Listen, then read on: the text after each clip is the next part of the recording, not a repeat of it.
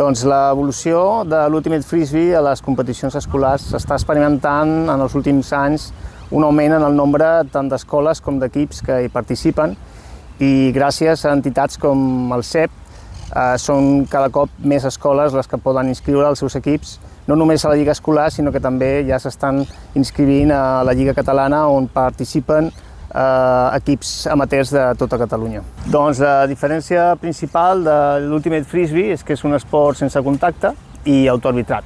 Això vol dir que jugadors i jugadores tenen la responsabilitat de conèixer i d'aplicar el reglament, a més de vetllar per un joc net.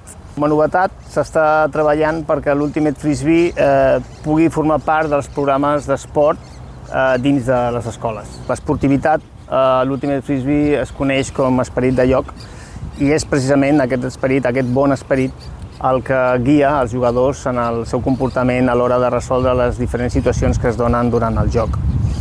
I valors com l'imparcialitat o l'honestedat i sobretot el respecte pels rivals fan del jugador d'Ultimate el millor exemple que pot tenir qualsevol disciplina esportiva.